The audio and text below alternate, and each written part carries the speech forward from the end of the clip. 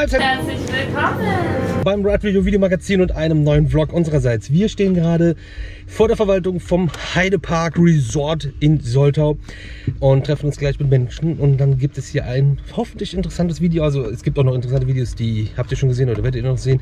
Das ist halt der Vlog zu dem Tag heute. Und wir probieren etwas Neues aus. Wir haben das schon mal in einem anderen Video ausprobiert. Ich weiß aber nicht, ich glaube eher, dass das hier vorher kommt als das andere. Denn wir haben auch sehr viele internationale Zuschauer und deswegen wollen wir das beides hier ein bisschen, also das Video ein bisschen zweisprachig euch da ein bisschen mitnehmen. Wenn ihr Englisch könnt, dann hört ihr das gleich halt einfach nochmal. Wenn ihr kein Englisch könnt, könnt ihr vielleicht jetzt Englisch lernen. Und ja, wir probieren das einfach mal. Wer weiß, ist ja eh der vorletzte Tag, wo überhaupt irgendwas noch auf hat. Hi and welcome to a new vlog of ours. We are in front of the Heidepark Resort in Soltau, Germany. And we are about to get in. We're just waiting for some guys who will pick us up here. And we are gonna have maybe some backstage views, and we're here for Halloween as well. So let's see what will expect us, and I hope you will like the video. Ich bin Jan, ich bin der erste Vorsitzende, Creative Director und hier Eventleiter von der Boo Crew. Wir sind jetzt hier gerade im Heidepark zu Halloween, auch tatsächlich heute Halloween, 31.10., ein sehr voller Tag. Und hier aktuell sind wir jetzt im Grand Hotel Morton. Wir gehen mal einmal bei Putzlicht durch, weil dann seht ihr mehr. Genau, hier werden die Gäste empfangen. Der Rezeptionist nimmt sie in Empfang, wo es dann kurz dunkel wird und dann kann der Erschrecker nach vorne kommen. Oder, ja, jetzt ist der Nebel noch nicht doll genug, aber dann kann man hier schön krachen. Achso, und da macht, oh. Ich glaube, ihr wisst, was man damit macht, ne? Jo, hier sind wir jetzt in Subterra, die Neuheit letzten Jahres. Der Raum selber, den haben wir seit 2012. Da war das noch ein Lagerraum, da haben wir dann das alte Gerümpel raus und haben hier Asylum damals reingebaut. Das sieht man auch noch auf dem Boden, das sind noch die Spuren von Asylum. Hier haben wir den Luxus, wir haben hier ein Untergrundthema. Also ich meine, ihr kennt alle Walibi Holland, ne? Platform 13. Das ist ein bisschen inspiriert davon, aber wir haben das dann aufgegriffen, das Thema, und dann noch weiter ausgesponnen. Und seit kurzem jetzt auch noch im Verein der Kassenwart und kümmere mich ums Geld. Sehr gerne. Ja, ich bin Jan Felix. Ich bin jetzt seit 6 Jahren in der Boo Crew und bin hier im Team Technik, also kümmere mich um die ganze Veranstaltungstechnik, dass der Kram hier läuft. Und seit kurzem jetzt auch noch im Verein der Kassenwart und kümmere mich ums Geld. Das hier ist ein alter Parkteil des Heideparks, wo wir eine Attraktion entwickelt haben, die heißt Obscuria. Man geht also hier durch den verlassenen Parkteil, wo sich eine Freakshow niedergelassen hat und ja, die dann halt noch so ein paar Gestalten hier rumlaufen hat, denen man eigentlich besser nicht begegnen möchte. Das hier ist dann quasi das erste Gebäude. Das ist ein altes Stationsgebäude einer Schiffsschaukel, die hier gebaut wurde. Hier schwungen die dann früher durch. Und haben wir zu einem Spukschloss umgebaut.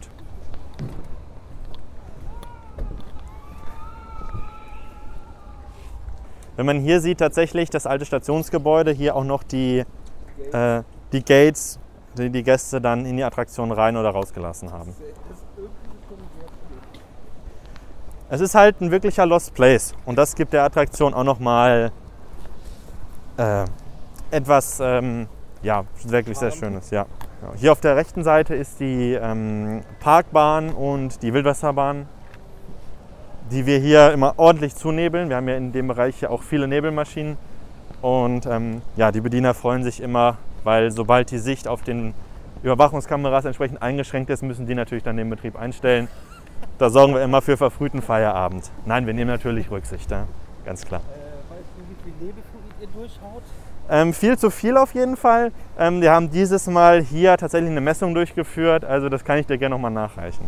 Viel zu viel sagst du aber nur als Kassenwart wahrscheinlich. Ne? Auch als Veranstaltungstechniker. So. Hier auf der rechten Seite ist die Fischkarte. Das ist ein altes Gebäude, wo man vorher Fisch zu essen bekommen hat, die wir auch umfunktioniert haben. Die Gäste gehen also hier hinter diesem Holzverschlag an dem Verkaufspersonal vorbei, was aber jetzt keine Fische mehr da drin liegen hat, sondern halt alte Besucher. Hier betreten wir jetzt die Fahrstrecke der alten Attraktion Old 99. Es war also so eine Fahrt mit so eine gemäßigte Fahrt mit so Chaisen, die hier auf der alten Strecke gefahren sind. Und wir haben die letzten Reste der Strecke dann noch abgebaut und man kann hier jetzt durchgehen. Sehr atmosphärisch, vor allen Dingen, wenn es dunkel ist, mit den Nebelmaschinen, die wir hier platziert haben, auch hier drin. Genau. Sorgt halt gerade so in den Herbstzeiten wirklich für eine echt gute Atmosphäre, weil das auch so eng ist. Du wirst das ja später nochmal sehen, wenn du hier dann durchgehst.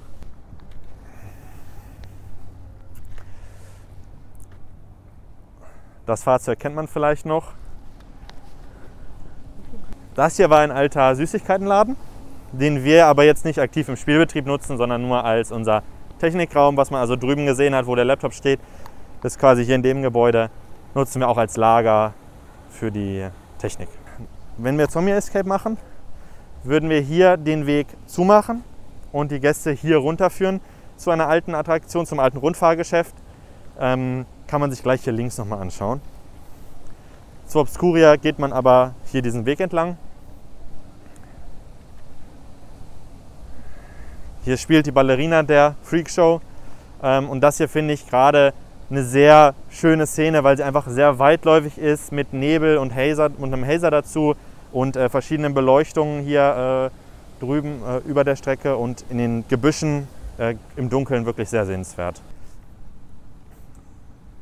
Das Fahrgeschäft hieß Halligalli und wie gesagt, wird jetzt von uns bei der Zombie Escape noch mit bespielt. Dort befindet sich dann ein Rätsel unten drin. Die Gäste gehen also tatsächlich unten in die Technik der Attraktion rein.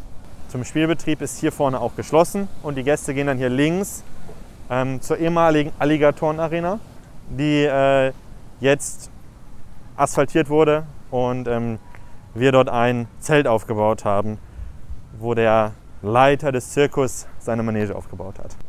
Wir haben hier vom Park natürlich überall auch Stromversorgung gelegt bekommen. Das heißt, hier bekommen wir also unsere Zuleitung und verteilen die dann hier in dem Bereich. Auch hier natürlich entsprechende Befluchtungskonzepte. Wir haben also überall die Notausgänge. Wenn wir zum Beispiel das haben, dass ein Gast raus möchte oder so, das ist überhaupt kein Problem. Sobald ein Darsteller merkt, dass der Gast ernsthaft die Attraktion verlassen möchte, also auf eine Person zugeht und sagt, ich möchte hier raus, dann kommen wir dem natürlich auch nach, gehen dann aus der Rolle. Wir haben hier immer Attraktionsleiter und Helfer, die hier in der Gegend sind, dann mit Funkgerät wird Bescheid gesagt und die Person wird natürlich sofort rausgebracht. Da achten wir natürlich drauf. Ne? Hier kommen wir in die Manege. Hier vielleicht auch noch als Besonderheit, wie wir unsere Attraktion umgebaut haben, um entsprechende Corona-Eindämmungsmaßnahmen zu realisieren. Vorher war das zum Beispiel so, dass ein Spieler sich auch teilweise hier befunden hat, wenn die Gäste reingekommen sind. Und wir haben hier die Show so umgebaut, dass also der Spieler, wenn die Gäste hier vorne im Zuschauerbereich sind, nur dort drin sind. Und wenn die Gäste reingehen, der Spieler währenddessen sozusagen rausgeht und immer von den Gästen ausreichend Abstand hat. Ja. Auch zum Beispiel Mechaniken haben wir hier eingebaut, die Türen dann mit so kleinen Seilzügen öffnen, einfach, dass die Darsteller entsprechend Abstand halten können. Aber hier wird dann auch eine Show gespielt. Man hat hier verschiedene Möglichkeiten, auch Effekte auszulösen. Also es ist wie in anderen Attraktionen, dass also der Darsteller verschiedene Möglichkeiten hat, hier zum Beispiel eine Nebelmaschine einzusetzen, Stroboskopeffekte einzusetzen und auch zum Beispiel die Beleuchtungssituation umzuschalten von hier drin nach dort draußen. Hier sieht man zum Beispiel diese Türmechanik, die hier umgelenkt wird und ein Darsteller kann dann also aus diesem angedeuteten Zuschauerbereich die Tür ganz einfach aufziehen, damit die Gäste rausgehen können. Ja? Hier zum Beispiel ein alter Verkaufsstand des Heideparks, den wir in Beschlag genommen haben. Zu Zombie Escape wird der geöffnet und dann befindet sich dort drin ein weiteres Rätsel. Alle Lichter, die du gesehen hast hier, auch die über den Wegen hängen und so weiter, sind mit in der Showsteuerung drin. Das heißt, wir nutzen die dann auch, zum Beispiel auf der Fläche mit der Ballerina vorhin. Wenn es dort einen Blackout-Effekt gibt, dann geht natürlich auch die Beleuchtung aus, die über dem Weg ist. Ja, das ist also alles mit in der Show, genau. Und jetzt sind wir schon fast im Eingangsbereich des Heideparks. Hier ist also nochmal das letzte Zelt.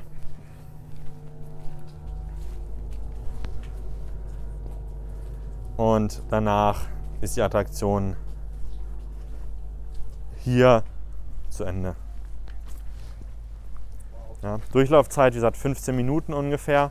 Ist also eine der längsten Attraktionen, die wir je gebaut haben und auch durch diese Outdoor-Tauglichkeit, ja, eins der aufwendigsten. Ja, also gerade von der Fläche, ich lege hier so durchschnittlich 20.000, 21.000 Schritte zurück, wenn ich hier Techniker bin. Das ist schon wirklich enorm. Ja, gerade auch die Strecken an anderen Tagen, wenn die anderen Attraktionen noch offen sind, wenn man dann auch im Park pendelt, ja, durch die große Freifläche in der Mitte bist du immer nur am Laufen. Das ist hier, das gehört hier dazu.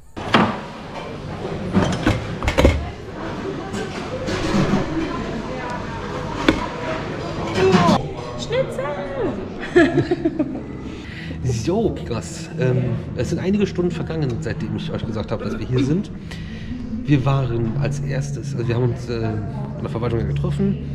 Als erstes waren wir in der wegen Corona nicht stattfindenden Maze Grand Hotel Morton und haben da eine Backstage-Reportage gedreht, die es separat auf dem Kanal zu sehen gibt. Danach waren wir bei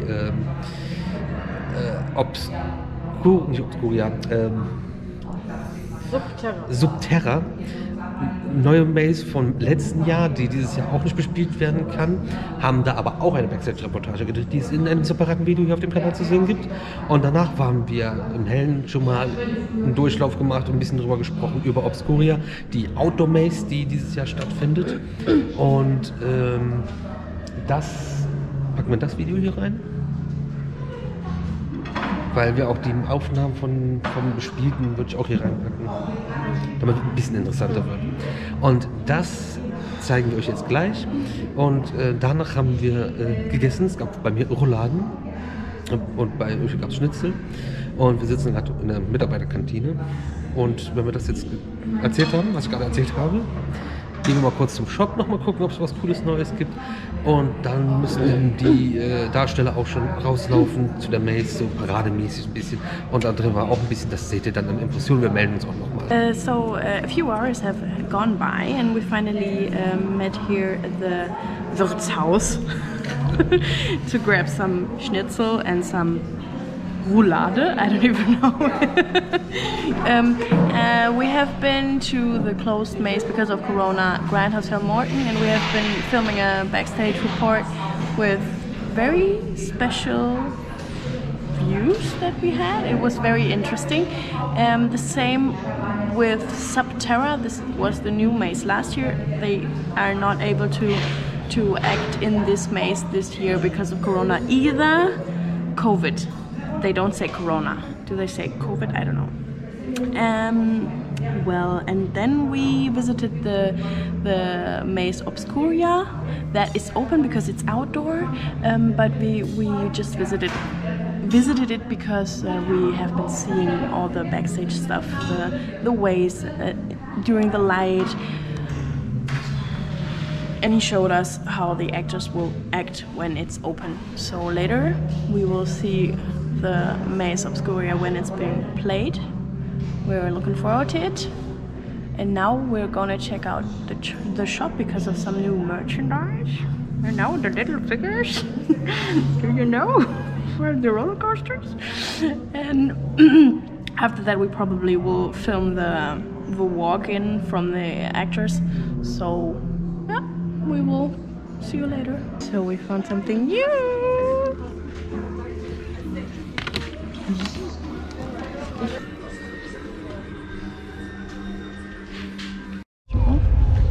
Hi everybody, I don't think that you even see me, but we're now in the middle of the Maze Obscurium and Bro is filming right now, pretty much, yeah, from behind, so that you don't even know that he's there. It'd be interesting to see this. So Leute, wir sind im Obscuria in der Maze und ich robbe von Busch zu Busch, liege im Dreck und wir filmen ein bisschen hidden die Leute, die hier durchlaufen, aber so, dass keiner zu erkennen ist, beziehungsweise haben alle Masken an und warten auf die nächste Gruppe, die jetzt hier vorbeiläuft und dann schlagen wir uns durch die Büsche, so dass uns halt keiner sieht eben.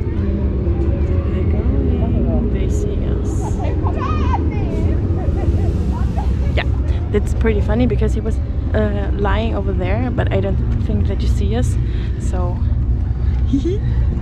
It's a little bit the intro scene from Soldat James Ryan.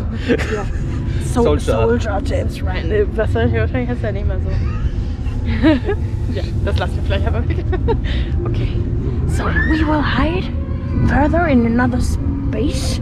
So we will look for another place, maybe over there. And it's a little bit exciting because you don't know if they see you. You're the crocodile hunter.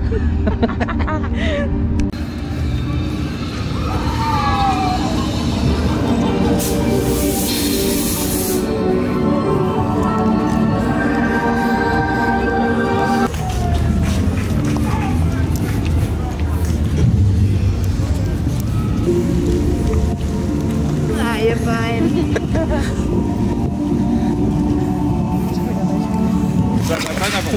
Alles gut. Er wird schon eins mit der Erde.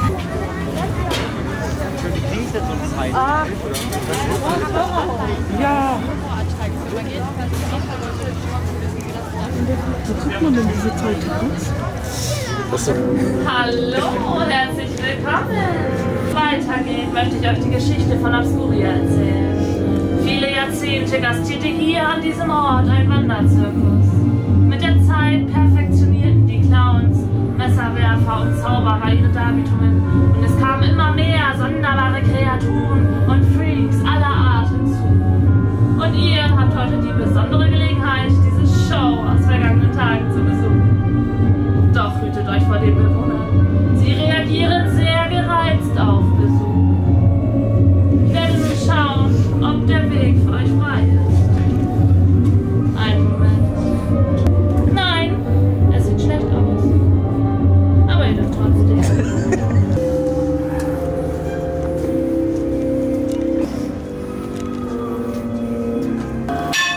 Wo wollt ihr denn so eilig hin? Nein, macht doch gar keinen Spaß!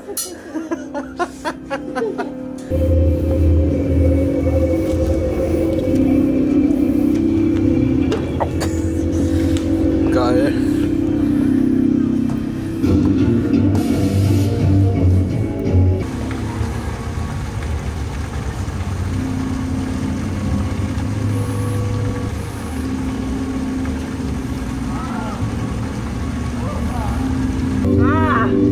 Besucher!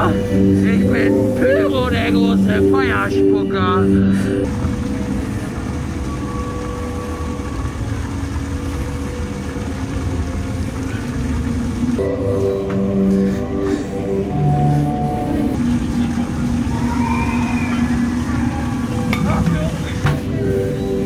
Soll's eine kleine Stärkung sein, ja? Würde ich mir überlegen. Das Abendprogramm wird noch unappetitlich genug, da hilft sich, wenn es einem schwer im Magen liegt. Landet die Hälfte nur wieder vor den Füßen des Direktors. Ich bin die stärkste Frau der Welt. Und damit seid ihr eigentlich auch beim Highlight des Abends schon angekommen. Ja, wirst du sehen. Bleib noch ein Momentchen.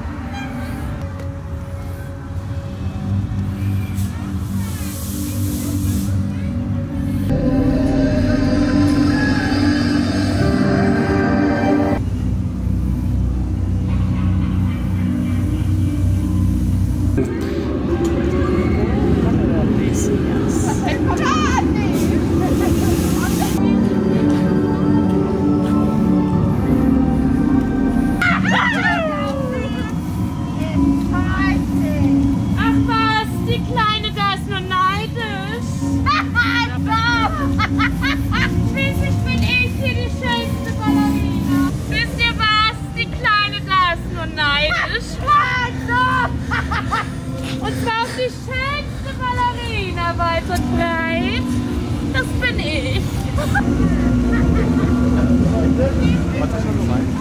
Und zwar werdet ihr nun zeigen unsere einzigartigen, großartigen Freakshow mit Kuriositäten aus aller Welt.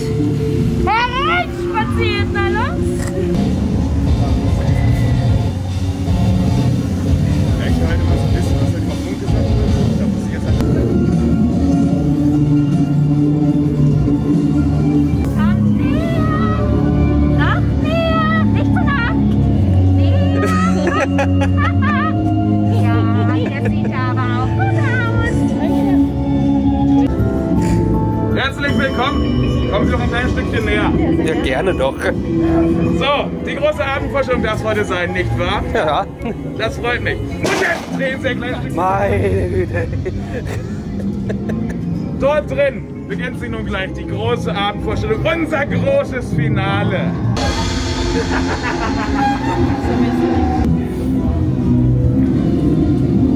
Ich denke, ihr beide kennt den Trick, nicht wahr? Ein Hase in einem Hut.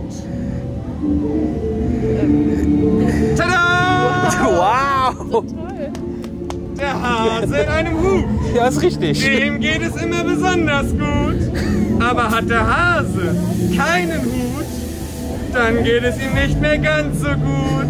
Also setzt schnell eure Hütchen auf und dann lauft. Ah! Gottes Willen. Ich sag ja, wir werden verfolgt.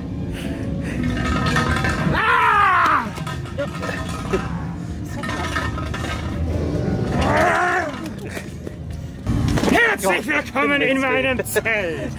Ja, super.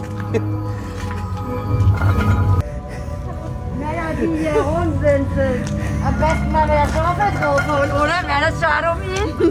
Nee, ne? Oder? Echt? Hattet ihr wenigstens Spaß? Ja. Das klang mir zu leid. Sag ich mir Spaß! Ja! Da wünsche ich angenehme Albträume. So, wir haben jetzt die Aufnahmen gemacht. Ich weiß nicht, wie dreckig ich bin. Haben es aber auch ungesehen vor und zurück durch die halbe Maze geschafft. Und jetzt gehen wir durch den Park und machen ein paar Impressionen, filmen ein paar Impressionen, weil der Park natürlich jetzt auch geil beleuchtet ist. Das Ganze wollen wir uns angucken. Das Ganze seht ihr dann jetzt auch in ein paar Video-Impressionen und Fotos gibt es auch auf Instagram dann. Viel Spaß. So we took all the footage. We're ready behind the scenes, and now we're going through. Now we're going through the park to take a few night shots from the roller coasters, and you will see some impressions now. Ja, no. And that's Just it. no. Just now. Not now because we're still talking, but now.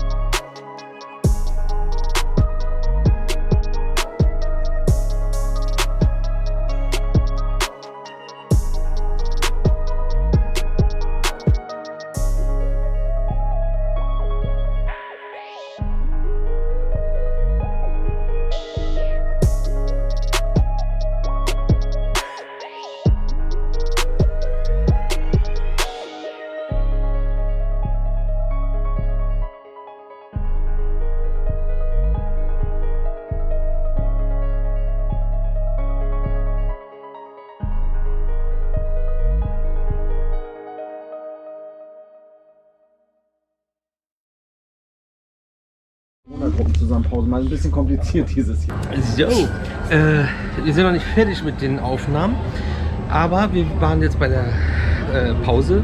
Die Boo Crew macht einmal eine Pause während des Bespielens, was halt auch dringend nötig ist. Das sind alle so unglaublich lieb und nett, das ist ja unfassbar.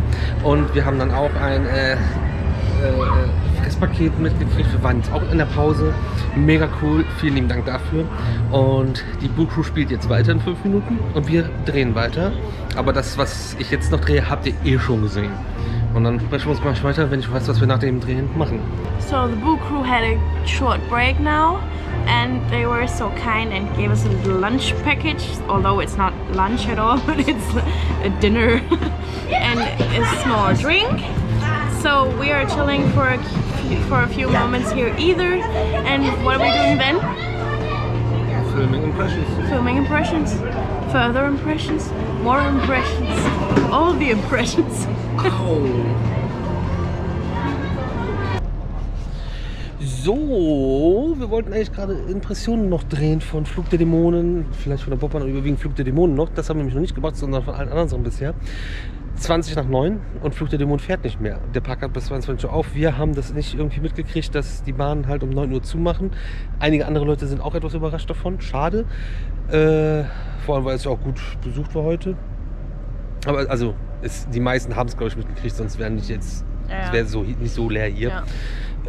Haben wir halt das gar nicht auf dem Schirm gehabt und haben jetzt keine Impressionen mehr davon gefilmt, weil das dauert natürlich alles, wenn du Fotos machst, Videos machst. Aber gut, sei es drum, ein Grund mehr wiederzukommen und vor allem auch die Maces dann bespielt zu sehen nächstes Jahr, wenn das funktionieren sollte. Und ansonsten würde ich sagen, war es das von uns mit diesem Video. Es gibt wie gesagt nochmal 2 separate Videos zu den 2 anderen Maces, wo wir Behind the Scenes, Backstage, reportagenmäßig unterwegs waren, was gedreht haben. Das könnt ihr euch gerne auch hier am Kanal angucken. Entweder ist es dann schon da oder es kommt noch. Und ansonsten war es das jetzt von mir an dieser Stelle mit diesem Video. Mit ein Test, das etwas anders zu machen. Und ich bin jetzt schon mal raus. Ihr seid die coolsten Euro Resort Review Magazin. Peace. So we were about to take some impressions of the wing coaster Flug der Dämonen, Flight of Demons. But obviously it's closed because all the attractions are closing the queue lines at 9 o'clock. And unfortunately this queue line was empty at 9 o'clock, so we don't have any footage now from Flug der Dämonen. But well, that's how it is. We haven't been informed about that the attractions are going to close at 9 o'clock, so well, we are going to head home now. It was a long day. Both of us are very tired. We have 4 hours to get home, but we have a trucker under us, so he will manage it and I will get to sleep. Yes, on the right side. Gell? That's it. It was a good day. We are gonna come back for the mazes next year. Hopefully we are able to do them then. Well, fuck COVID.